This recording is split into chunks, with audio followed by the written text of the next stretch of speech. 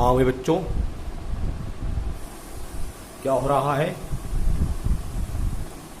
आप लोगों को हमने 2 दिन तो पहले मेंडल के नियमों के बारे में बताया था। पहला था प्रभाविता का नियम, दूसरा था पृथक्करण का नियम और तीसरा था स्वतंत्र अपव्यूहन का नियम। अब पूरी जीव जगत में कुछ ऐसे भी एग्जाम्पल्स हैं जो मेंडल के नियमों का पालन नहीं करते हैं, यानी कि वंशागति के जो सिद्धांत हैं वो 100% फॉलो नहीं किए जाते हैं। तो इसके अंतर्गत वैज्ञानिकों ने बहुत से एग्जाम्पल्स इकट्ठे किए हैं, जिनमें से कुछ आपके सामने जो कोर्स में आपके हैं वो दिखाए जा रहे हैं। होता क्या है कि मेंडल के आनुवंशिकता के नियम के आधार पर अधिकांश जंतुओं और पौधों के लक्षणों की आनुवंशिकता की व्याख्या की जाती है, ठीक है। लेकिन वंशागति के सभी तरीकों की व्याख्या केवल मेंडल के नियमों के आधार पर नहीं की जा सकती।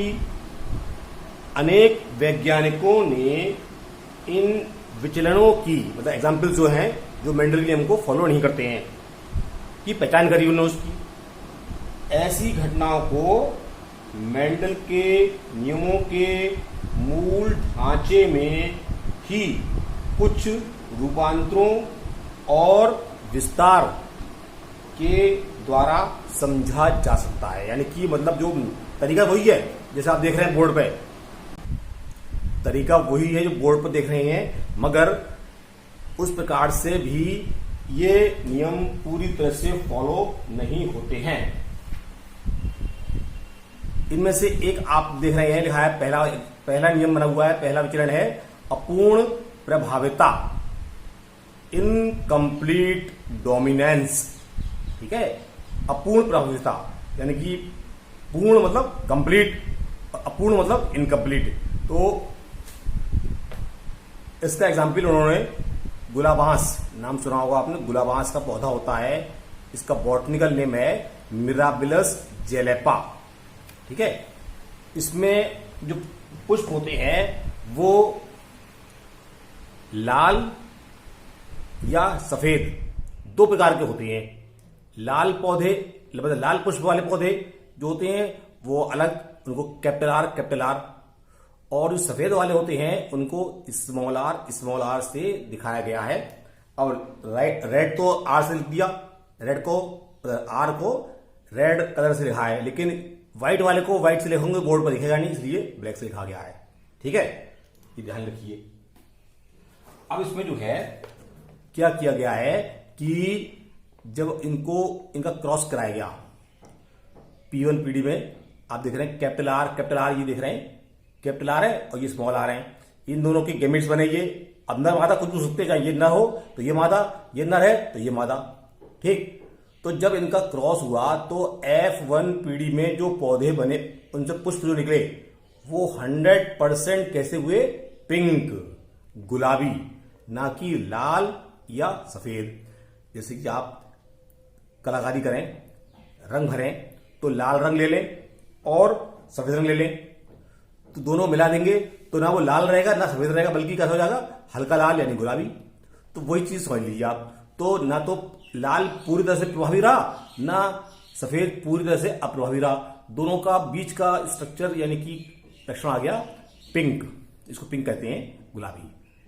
अब इन्हीं पौधों में आप ध्यान से देखिए, यहां पर सेकंड नियम जो है मेंडल का वो थोड़ा सा दिखाया जा रहा है कि लाल और सफेद मिलने के बाद भी पूरी तरह से एक दूसरे में समाहित नहीं होती हैं। देखो ध्यान से, अगला क्रॉस, ये देखिए इस वाले में capital R small R, capital R small, यानी कि पिंक पौधों कलर वाले, पिंक पुष्प वाले पौधों के बीच में जब इनका क्रॉस कराया गया, सेल्फिंग से कहते हैं, स्वपरागण कराया गया, तो जो आप देख रहे हैं ये capital R small R capital R small R, इनके जो क्रॉस हुआ तो जो इनके ऑफ स्प्रिंग मनी capital R small R capital R यानी कि red, capital R small R यानी कि गुलाबी, फिर कैपिटल आर स्मॉल आर यानी गुलाबी, और फिर स्मॉल आर यानी व्हाइट।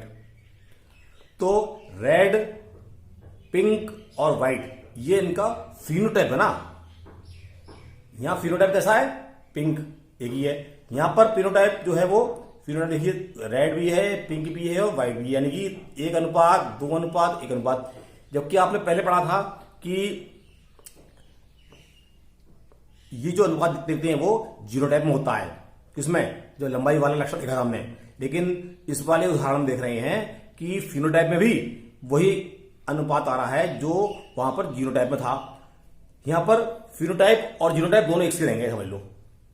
वहां पर पहले देखा था जो कल हमने कि फिनोटाइप और जीनोटाइप में डिफरेंस था, वो था 3 अनुपात 1 और 1 अनुपात 2 अनुपात 1, किसमें, जब लंबाई वाले पौधों को देखा था हमने, एग्जाम्पल में देखा था। लेकिन जब गुलाबास में हम ये क्रॉस करा रहे हैं तो ये स्थिति बन रही है, जीनोटाइप भी यही है और फिनोटाइप भी यही रहेगा, 1 अनुपात 2 अनुपात 1। ठीक, ये है। इसी की तरह गुलाबास की तरह जो है कुछ और भी होते हैं। एग्जाम्पल जैसे स्नैपड्रैगन एक पौधा होता है, उसमें भी बिल्कुल यही स्थिति आती है। तो ये लाल और सफेद वाली तो कुछ पौधे होते हैं, एक स्नैपड्रैगन है या गुलाबास है, मिराबेला चिलापा, इनमें दोनों में ही ये स्थिति प्रदर्शित होती है, जिसमें कि आप देख रहे हैं पिंक और रेड और व्हाइट का किस प्रकार से कॉम्बिनेशन या किस प्रकार से परिणाम इनके आते हैं। तो कहने का अभिप्राय यह है कि लाल रंग पूरी तरह से प्रभावी नहीं था और सफेद रंग पूरी तरह से अप्रभावी नहीं था, इसलिए इसको कहते हैं अपूर्ण प्रभाविता। ठीक, एक बात। दूसरा हम एग्जाम्पल देख रहे हैं सह प्रभाविता, को डोमिनेंस। एक साथ 2 लक्षण या 2 जीन्स प्रकट हो रहे हैं, अपना प्रभाव दिखा रहे हैं। ठीक है, मनुष्य में जो ब्लड ग्रुप होते हैं उन ब्लड ग्रुप्स में यही दशा होती है। क्या दशा होती है कि ब्लड ग्रुप आप जानते हैं एंटीजन ए, एंटीजन बी और या दोनों में से कोई ना हो तो हो गया 0 ग्रुप। तो इस प्रकार से जो है जब ये ग्रुप बनते हैं, ये जो एंटीजन बनते हैं, तो इन एंटीजन्स के आधार पर ब्लड ग्रुप्स का निर्धारण होता है। अब ये निर्धारण जो है वो आइसोहीमोग्लूटिनोजन, इसको आई से दर्शाते हैं, ये जीन होता है। इसके द्वारा अगर आइसोहीमोग्लूटिनोजन नामक जीन का ही प्रदर्शन होता है तो ब्लड ग्रुप 0 बनेगा। लेकिन अगर उसमें एंटीजन ए अथवा एंटीजन बी अथवा दोनों ए और बी समाहित होते हैं तो ब्लड ग्रुप उसी के अकॉर्डिंग डेवलप होता है। अब देखिए जैसे कि यहां देख रहे हैं आप कैपिटल ए है और उधर बी 0 हुआ है, बी ओ नहीं बी 0। तो इनका जब हम इस प्रकार से कॉम्बिनेशन करा रहे हैं तो ब्लड ग्रुप यहां देखिए आप इसमें A B A0 AB A0 ये बन रहे हैं। तो ए बी, जैसे यहां पे ए बी था, मान लीजिए माता पिता हैं, एक माता एक पैतृक पीढ़ी में जो है पिता ये हो गए, माता ये हो गई, तो इनकी संतान जो है वो इन चारों में से कोई सी हो सकती है, ऐसा समझ लो। ठीक, उनका ब्लड ग्रुप ए बी हो सकता है, ए हो सकता है, ए बी हो सकता है या ए हो सकता है। मतलब A0 अगर होता है तो आप उसको मानेंगे ए, और ए बी हो सकता है तो ए बी ही माना जाएगा, क्योंकि 0 ग्रुप जो है वो कैसा होता है, अप्रभावी। लेकिन बात यहां आ रही है सह प्रभाविता। तो सह प्रभाविता वाला जो तथ्य है वो केवल इसके लागू होता है ए और बी के लिए। ठीक है, ए और बी के लिए ही लागू होता है। अगर नीचे देखो बी बी यानी कि दोनों, मतलब ए अगर दोनों एक से हैं तो कहलाएगा होमोजाइगस कंडीशन, और अगर डिफरेंट है तो कहलाएगा हेटेरोजाइगस।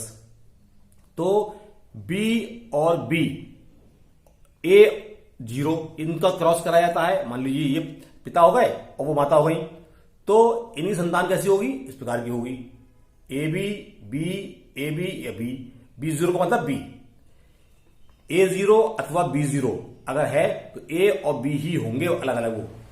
लेकिन अगर मान लीजिए ए बी एक साथ हैं, जैसे यहां देख रहे हो, तो ये ए बी कहलाएगा, ये ए बी कहलाएगा, ये बी कहलाएगा, ये बी कहलाएगा, ये ए बी कहलाएगा, ये ए कहलाएगा, ये ए बी कहलाएगा, ये भी ए कहलाएगा। तो यहां पर जो सह माने साथ साथ वाली बात होती है, को माने एक साथ, जैसे कहते हैं को एजुकेशन मतलब होता है लड़के और लड़कियां साथ साथ पढ़ रहे हैं, सहपाठी हैं, ऐसे ही समझ लीजिए आप। तो ए और बी अगर जीन एक साथ हैं तो उनके फलस्वरूप जो ब्लड ग्रुप बनेंगे वो संतान में उसी के अकॉर्डिंग बनेंगे। अगर 0-0 है तभी 0 ग्रुप बनेगा, अदरवाइज जो है वो ब्लड ग्रुप उसका वही रहेगा जो उसमें एंटीजन ए अथवा बी है। ठीक है, अगर दोनों ए हैं तो ए बनाएगा, अगर ए 0 है तब भी ए बनेगा, बी है तभी बी बनेगा, बी 0 है तभी बी बनेगा, ए बी है तो ए बी कहलाएगा, और 0-0 है तो 0 कहलाएगा। ये ब्लड ग्रुप की खासियत होती है इनके पीढ़ी में प्रदर्शित होने की। ठीक है, तो ब्लड ग्रुप जो है मनुष्य में आई जीन के, अब समझ लो, आई मतलब आइसो हीमोग्लूटिनोजन, ये होता है, इसको आई से रिप्रेजेंट करते हैं। इस जीन के 3 allele I A, I B, I A B O 0 वंशागति का नियंत्रण करते हैं। जीन एलील कौन से हो गए, आई ए, आई बी अथवा आई। तो आई ए जो होता है वो ए एंटीजन, आई बी जो होता है वो बी एंटीजन, और आई जो होता है वो कोई भी एंटीजन नहीं बनाता है, इसलिए वो 0 को डिफाइन करता है या रिप्रेजेंट करता है। मनुष्य में आई जीन के 3 एलील्स पाए जाने के कारण इसमें मल्टीपल एलीलिज्म या बहु एलील का गुण भी होता है। इसे कहते हैं एक व्यक्ति में 3 एलील्स में से कोई 2 एलील उपस्थित होते हैं। एंटीजन ए की उपस्थिति से blood group A, antigen B की उपस्थिति से ब्लड ग्रुप बी, एंटीजन अगर एलील जो है आई ए या आई बी है तो क्या होगा, ए बी, और अगर आई होता है केवल तो हो गया 0। ठीक है, इस स्थिति में अगर केवल आई होते हैं, ये समझ लीजिए आप। तो इस प्रकार से जो है मनुष्य में ये 2 प्रकार के, ये आपने पढ़े, अभी 2-3 और रह गए हैं, वो अगले लेक्चर बताएंगे। ठीक है, क्योंकि थोड़ा ये समझने वाली चीज है तो हमने आपको शॉर्ट बता दिया। अभी बहु अलीलता और बहुजीनी वंशागति, बहु प्रभाविता, ये 3 और रहे हैं, ये कल बताएंगे आपको। ठीक है, तो अपूर्ण प्रभाविता और क्या नाम है आपको पढ़ाया अभी हमने, सह प्रभाविता, 2 आपने देख लिए। बहु अलीलता, बहुजीनी वंशागति और बहु प्रभाविता, ये 3 रह गए हैं, इनको आपको हम नेक्स्ट लेक्चर में बताएंगे। इसके बाद जैसे जैसे बढ़ रहा है कोर्स, आपको बढ़ ही रहा है, तो आप लोग उस पर अपने आप को कंसंट्रेट रखें, ये ना सोचें कि ये कोर्स अभी कुछ नहीं हुआ, ये पढ़ाई नहीं हो रही है। चैनल को सब्सक्राइब और लाइक तो करना जानते ही नहीं हो, वो करोगे ही नहीं, क्या कहिए है।